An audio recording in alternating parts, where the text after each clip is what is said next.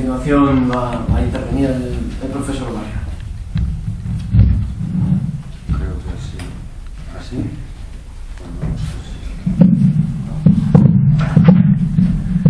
Buenos días. Muchas gracias a Bernardo y a sus colegas de la organización por invitarme a esta fantástica encuentro. Bueno, no sé si fantástico por mi causa, pero por los colegas que hay aquí, que son todos extraordinarios gentes. Bueno, vamos a ver. El profesor León pues ha hecho una exposición más bien histórica, donde pues partiendo del pensamiento medieval, pues ha acabado un poco en nuestros días, ¿no? Haciendo pues la comparación y un poco el trasvase, ¿no? Yo me voy a situar más bien, digamos, a día de hoy, aunque intentando no perder de vista que evidentemente los problemas que suscita, por supuesto, la relación entre fe, razón y ciencia, pues tienen una raíz, que no son precisamente de anteayer, ¿no? Ha llovido mucho sobre esto, ¿no? Pero me voy a situar, antes de llegar, digamos, al momento actual, me voy a referir a una frase de Kant, con la que me voy a permitir discrepar. En esta santa casa esto hay que pensárselo 2 veces.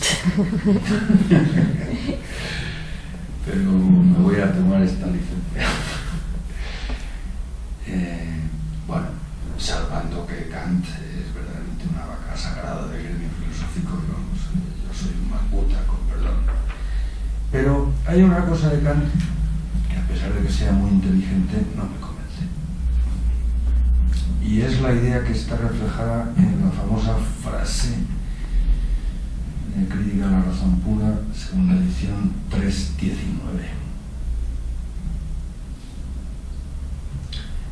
Tuve que... La verdad es que la traducción de esta palabra aufheben, como saben un poco los que están metidos en materia, no es muy clara en castellano, pero podríamos decir negar, yo diría renegar, aunque ninguna de esas dos palabras me parece que acogen completamente, creo, lo que Kant tiene en la cabeza cuando dice esto. En alemán, desde luego, ich musste das Wissen aufheben, zum Glauben Platz zu bekommen. Tuve que renegar del saber para hacerle sitio a la fe. Frase 100.000 veces citada y sin duda muy significativa, y yo creo que no solamente por la frase en sí misma, sino sobre todo por todo el trabajo de fundamentación que esta obra de Kant pues lleva más o menos a decir, aunque lo diga en la introducción, casi se puede decir que es la conclusión de ese libro, o por lo menos una de las más fundamentales, ¿no? Pues es evidente que tiene todo una riqueza significativa muy grande. Pero también tengo la impresión de que el pensamiento post-kantiano, esto es una generalidad, todos somos post-kantianos, sin duda, pero ya me entienden los que más o menos han seguido la senda o el linaje del planteamiento que, sobre todo con ese libro, se inaugura. Pues me parece que han hecho un uso, si se puede hablar en estos términos, ¿no? Digamos, han sacado unas consecuencias, han visto unos rendimientos intelectuales, incluso también culturales, de muy amplísimo espectro, a esta idea de Kant, que yo creo que va bastante más allá del propósito con el que Kant la enunció.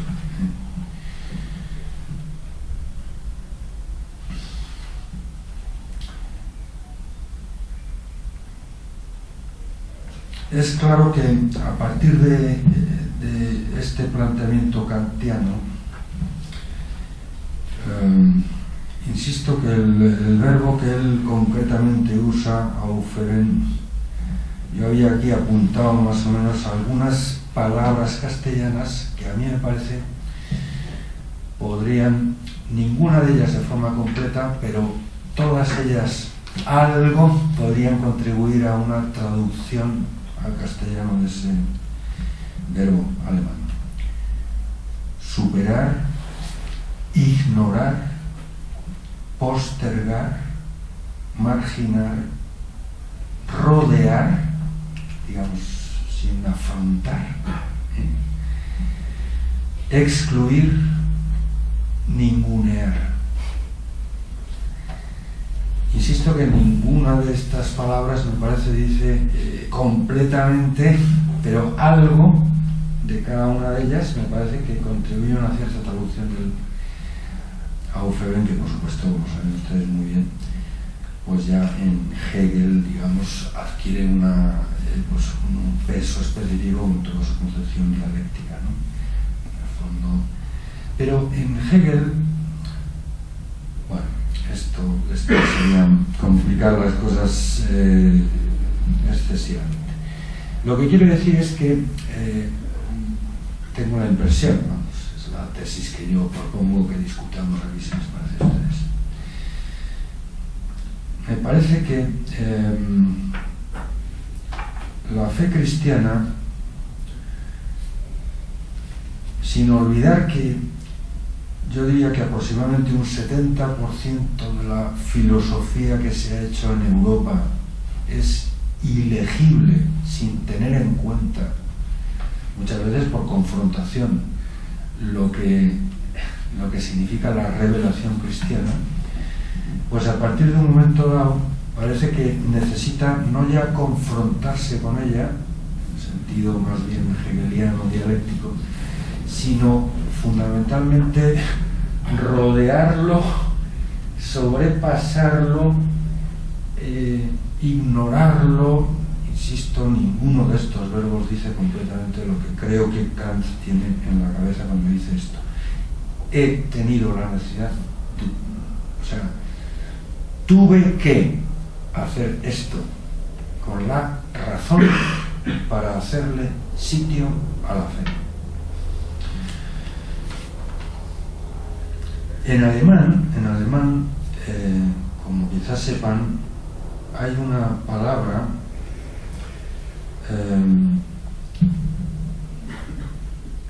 que nosotros traducimos realmente como superchería, superstición irracional, que es Aberglauben, y que, digamos, traducido exactamente al castellano sería un palabra que no existe en castellano, pero que se entiende, pero fe, pero en el sentido adversativo, o sea, lo contrario, lo adverso, para referirse, digamos, a la superchería irracional. En alemán tienen esa curiosa expresión, es lo contrario de la fe. En ese sentido me parece que el sentido obvio de esta expresión, y sobre todo del uso que se hace en ella en alemán, contrasta claramente con la tesis que refleja la frase de Kant que he citado. Yo apuesto, bueno, estoy más de acuerdo con el sentido común, o incluso con el uso pragmático que de esa palabra se hace en la lengua alemana. Me parece que es tremendamente significativo y creo que hace una gran justicia a la realidad. Es verdad, entiendo al menos que nosotros podemos alcanzar a saber algo por vías distintas, ¿no? Y sin duda son muy distintos saber algo, digamos, por ciencia, podemos saber algo como resultado de un razonamiento más o menos científico demostrativo, o bueno, también hay otras formas de racionalidad no científica, pues artística, mítica, narrativa, literaria, sin duda. Pero por cualquier forma de, digamos, tanto una racionalidad explicativo-científica como una racionalidad más bien de tipo narrativo, es una vía distinta, obviamente, pues de la experiencia.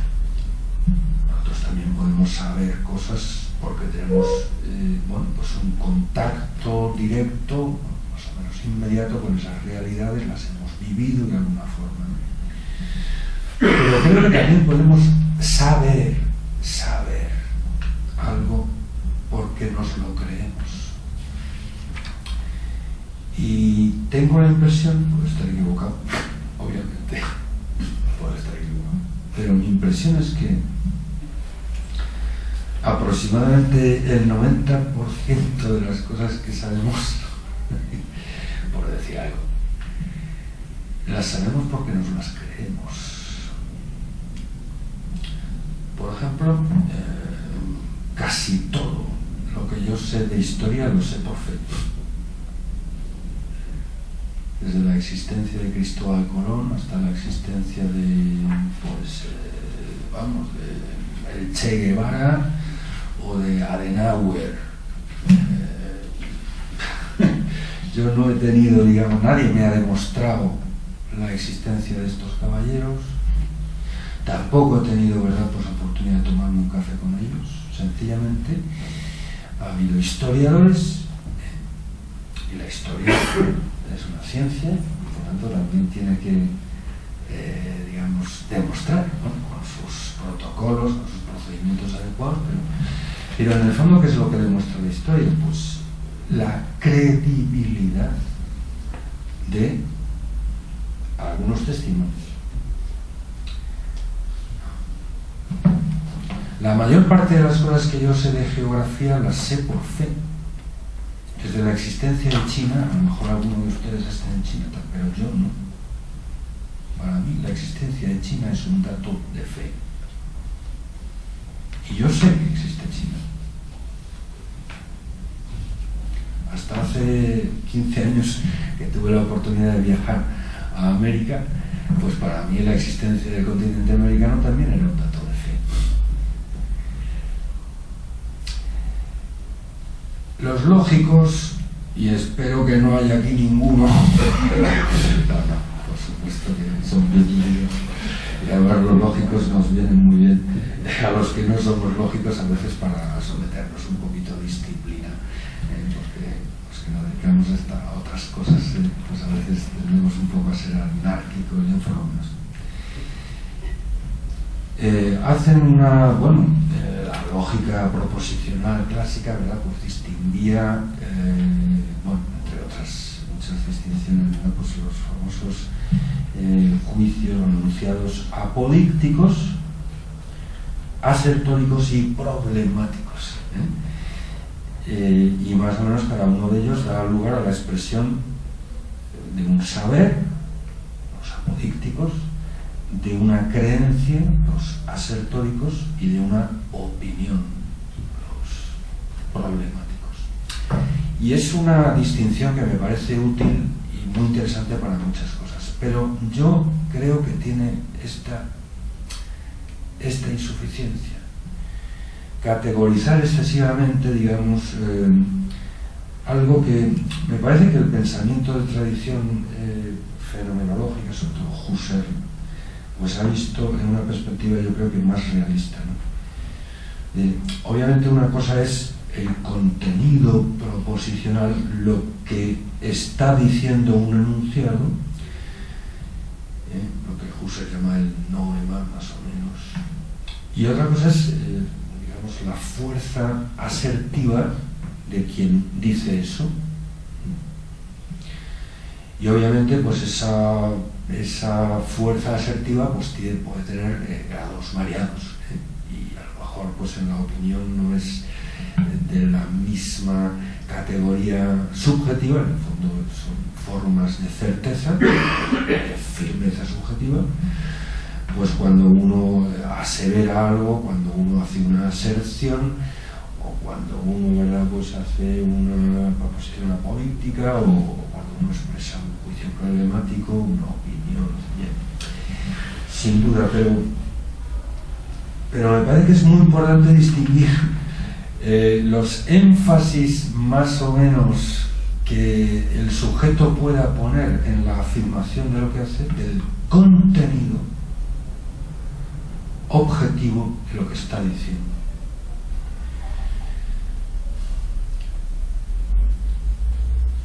Yo creo que en filosofía todavía conservamos algo de sensibilidad, aunque yo creo que no todos los filósofos. Pero bueno, no sé si... Me gustaría pensar que todavía buena parte de la gente que se dedica más en serio a la filosofía conserva una cierta sensibilidad para distinguir, por ejemplo, estos dos enunciados, que sin embargo fuera de los gremios donde se habla en serio de cosas serias, sistemáticamente se confunden. Primero, Dios existe. Segundo, yo creo en Dios. Los dos enunciados no significan lo mismo, ni están diciendo lo mismo, aunque a lo mejor el mismo sujeto pueda decirlos, pero no tienen el mismo sentido, ni muchísimo menos. A mí me parece que el gran problema que tiene ahora mismo el cristianismo, digamos, para justificar su presencia, no digamos ya su presencia pública en Europa o en los grandes circuitos de la difusión cultural europea, es que yo creo que de una forma completamente filosófica, pero que algo tiene que ver con Kant, pues estas dos cosas se confunden de forma sistemática y no son lo mismo de ninguna manera. Un señor que dice que Dios existe no está diciendo que yo creo en Dios, no. Aunque eso también lo diga. Está diciendo otra cosa. Está diciendo que hay algo así como Dios, con absoluta y entera independencia de mi pensar en ello, o de mi necesitar pensar en ello. De la misma forma que el señor que dice Dios no existe, no está expresando su increencia en Dios, sino que está pretendiendo que ese juicio, el juicio negativo en este caso, Dios no existe, se corresponde con un estado de cosas extramental, con absoluta independencia de su, en este caso, increencia y de la certeza o de todos los énfasis que puedan poner en la expresión de ella.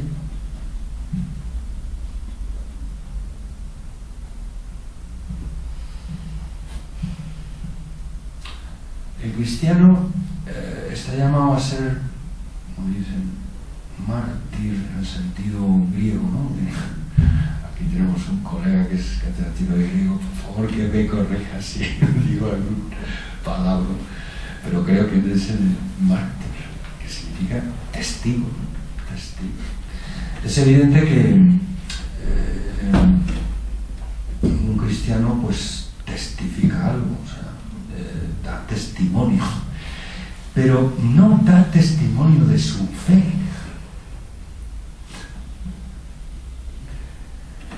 Bueno, mejor dicho, de lo que da testimonio es de su fe en que algo existe con independencia de su fe.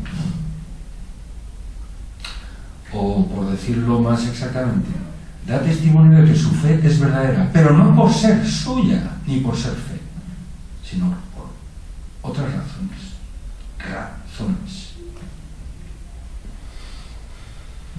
Completamente distintas. Todo el que cree que algo es verdad, de lo primero que está convencido es que si eso es verdad, no lo es porque él lo diga. Por lo tanto, no es su verdad. Seguiría siendo verdad aunque él dijese lo contrario. Eso es de lo primero que está convencido, el que está convencido de algo o de que algo es verdad. Kant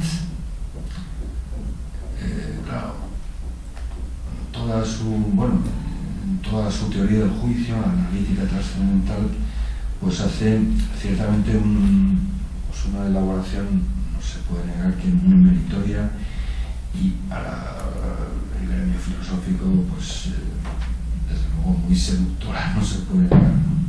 Porque está realmente muy trabajada, aunque yo creo que hay algunas cosas que no terminan de cajar. Pero insisto, yo soy un mamuta y Kant es Kant. Lo único que puedo testimoniar en este caso es que en algunas cosas no me convencen. Aparte de la que he mencionado, pues también en toda la crítica que él hace, bueno, en el contexto de la crítica al famoso argumento ontológico de Anselmo, ¿no? Cuando dice aquello de que el ser no es un predicado real, o sea, decir de algo que es no es decir nada real sobre ese algo, sino únicamente ponerlo, dice él, como objeto de mi pensar, ¿no? O sea, cuando yo digo Dios existe, lo que estoy diciendo, según Kant, es que estoy pensando en Dios. Cuando lo dice la razón en su uso, digamos, teórico. Si lo dice la razón en su uso práctico, pues lo que eso significa es que necesito pensar en Dios. Pero fíjense ustedes que ninguna de esas dos cosas coincide con el sentido obvio del juicio de existencia. El juicio que dice Dios existe, o en su caso no existe. Usted, quien dice que Dios existe no está diciendo que yo estoy pensando en Dios o que necesito pensar en Dios, sino que hay algo así como Dios con absoluta independencia de mi pensar o de mi necesitar pensar en ello. De la misma manera que el ateo, cuando dice Dios no existe, insisto, no está reflejando su opinión o su increencia, no. Está intentando reflejar un estado de cosas que es incompatible con la existencia de Dios. Y yo creo que como filósofos y también como filólogos, aquí estamos en un sitio que acoge tanto filólogos como filósofos, tenemos la obligación de tomarnos en serio el sentido de las palabras. Mire usted. No es lo mismo. La dificultad cultural, me parece, entre otras, pero muy centralmente, que tiene ahora mismo el cristianismo en el occidente, sobre todo en Europa, estriba en esto, en que el cristianismo, tengo la impresión de que es el que conserva intacto el sentido ontológico de la afirmación de Dios. Esto que acabo de decir es una exageración. Por supuesto que todo el que cree que algo es verdad. Naturalmente que sí. Pero la forma en la que, digamos, la profesión de fe cristiana, por ejemplo, la profesión de fe en Dios, ¿no? O, bueno, en concreto el cristianismo, pues la profesión de la fe en que Dios se ha hecho uno de nosotros, se ha hecho hombre, pues esto es quizá el centro, digamos, la propuesta más neurálgica, ¿no? La revelación cristiana, ¿no? O sea, que sin dejar de ser Dios, pues ha comenzado a ser uno de nosotros. Y ese comienzo ha sido un comienzo histórico, y ese acontecimiento, digamos, tiene un valor que divide la historia en dos, ¿no? Antes de eso y después de eso. Y realmente, si eso es verdad, pues aquí ha ocurrido algo muy gordo. Y si eso es una verdad que además resulta que está avalada, acreditada por los milagros, especialmente por el milagro de la resurrección de Jesucristo y por las profecías, y bueno, y ya pues con muchos otros avales, incluso científicos racionales, que la teología fundamental pues es capaz de suministrar, pues es evidente que aquí algo ha pasado, y eso no es, no sé, como una necesidad subjetiva que los creyentes tenemos, ¿verdad?, pues de agarrarnos a algún clavo ardiendo, ¿verdad?, pues en algunos momentos tal. Evidentemente el cristianismo no es, o sea, no ignora que la afirmación, y además la afirmación que conserva todo su valor ontológico, pues de la existencia de Dios, pues también contribuye a, digamos, a armar todo un universo de significados, de ecos semánticos que también tienen pues mucha significación psicológica, incluso sociopolítica y tal. Pero insisto, todas esas más o menos compromisos que puede adquirir el que hace esa afirmación no comprometen, en último término, la pretensión de verdad de esa afirmación.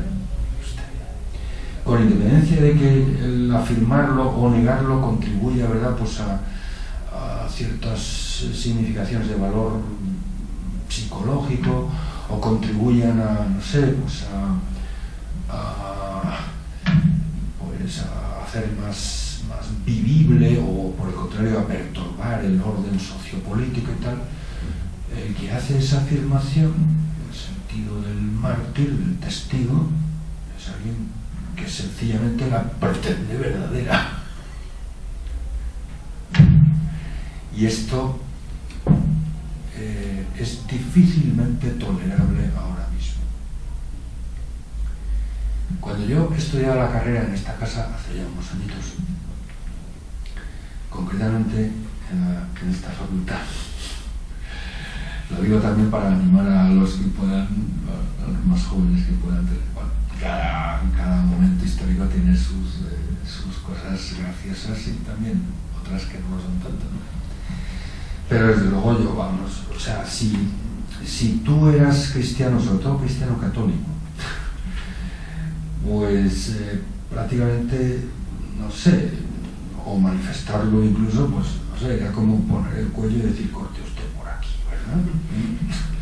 Hoy en día tengo la impresión de que no pasa esto tanto. O sea, incluso cuando te manifiestas como una persona creyente, pues la gente, o mucha gente dice, oh, qué interesante, tú eres creyente. No lo sé, qué cosa más original, ¿no? Fantástico, tiene que haber de todo, ¿no? Y bueno, y cada uno tiene sus manías, ¿no? Y por supuesto vivimos en una sociedad pluralista y pues todo el mundo tiene derecho a tener sus manías en el sentido de sus Aberglauben, ¿no? Sus supercherías. Bueno, pues sí, tú crees en Cristo, pues yo llevo un amuleto, o llevo, ¿verdad?, pues un martes y 13, pues no me caso ni me embarco, o cosas de estas, ¿no? o voy a la echadora de cartas ahí, o las rayitas de las manos y tal. Bueno, pues realmente si el cristianismo fuese capaz, yo creo que no lo es, ¿no? Yo diría entre comillas gracias a Dios, ¿no?, de someter su propuesta, por decirlo de alguna forma, ¿no?, pues a los criterios más o menos de la mercadotecnia habitual, ¿no?, o yo qué sé, o incluso hacer entrar en competencia, ¿verdad?, pues con otras fes, otras propuestas tan variadísimas como hay en el mercado politeísta global, donde cada uno tiene sus valoritos y todas estas cosas, pues es evidente que no tendrían el problema que tienen. Vamos, incluso yo creo que sería bastante bien recibido en general pues si se presentara como una, como decían los antiguos latinos, como una vera religio, o sea, como una auténtica religión, que sin duda también puede presentarse así. Pero es que el cristianismo pretende no ser simplemente una religión o una vera religio, sino una religio vera. Y esto ya es otra cosa. Y esto en el contexto post-kantiano, por decirlo de una forma muy simplista, es un pecado. Esto es el Ärgernis, dicen por allí, ¿no? Los bárbaros. Esto es escandaloso. De esa forma se comprende que haya gente, incluso entre muchos intelectuales en Europa, ¿verdad?, pues que da la impresión de que aspiran, ¿verdad?, pues a que el Vaticano les contrate como asesores de imagen o algo así, pues para hacer de la propuesta cristiana algo pues mucho más aerodinámico, para lo cual habría que, en primer lugar, que quitar la cruz, claro, y otras aristas, ¿verdad?, pues todas las cosas estas del amor sexual y tal, todo, no sé, pues lo del aborto y todas estas cosas. Bueno, yo creo que, bueno, no sé, supongo que aquí habrá como es natural de todo, habrá ateos, habrá agnósticos, a lo mejor también hay algún cristiano. Si hay algún cristiano, yo le diría que, bueno, pues que se lo tome con calma, con paciencia. Esto, por otro lado, tampoco es nuevo. Yo creo que el cristianismo ya desde el minuto uno de su existencia, ¿verdad?, pues ha tenido que lidiar con San Pablo ya hablaba del Ärgernis, que lo decía en griego, ¿no? Escándalo, ¿no? Escándalo es locura para los gentiles, no, perdón, locura para, a ver, ¿no?, escándalo para los judíos y locura para los gentiles, ¿no? Verrückt, dicen los alemanes. Bueno, pues esto no es nuevo, pero hay una presión ahora mismo, bueno, ya desde hace un tiempo, ahora no, desde hace ya tiempo, muy grande sobre el cristianismo y en concreto sobre el cristianismo católico, ¿verdad? Pues un poco en ese plan, para que, oye usted, se someta un poquito pues al mercado politeísta global con todas sus, bueno, con las leyes de la oferta y la demanda y todas estas cositas tan simpaticonas, ¿verdad? Bueno, pues sin intentar ser un cardo, porque evidentemente un cristiano no está llamado a ser un cardo, pero tiene que entender que, oye usted, ser cristiano significa otra cosa. Evidentemente un cristiano se puede dedicar por otros motivos a la mercadotecnia, pero desde luego la cuestión de lo que él cree no es una oferta más. Y me parece, y en esto seguro que mi colega, el teólogo fundamental, pues ya dirán cosas mucho más sensatas que yo, desde luego, con muy buenas razones, por mucho que diga Kant, muy buenas. Es evidente que las cosas que nosotros sabemos por la fe, pues no las sabemos por vía racional, en sentido estricto, pero desde luego las sabemos con la razón. No las sabemos por la razón, pero las sabemos con la razón. Somos seres racionales. Yo creo que eso sigue siendo la mejor definición filosófica de lo que somos. El hombre, animal racional, y usted. Y para el hombre no hay forma de saber algo que no sea usar su razón. Y luego lo primero que hace falta para creer algo es entender que eso es creíble. Al menos que no es increíble, que no es absurdo, que no es avaglable. Oye usted, que no, lo de las echadoras de cartas está en otro orden muy distinto. Lo del martes y 13, bueno, está, por supuesto, vamos, vivimos en un país libre y que cada uno se apunte a la creencia, pero es otro orden de magnitud, mire usted. Perdón que haya dicho estas barbaridades, solo las digo, bueno, naturalmente, y si hay alguien aquí que...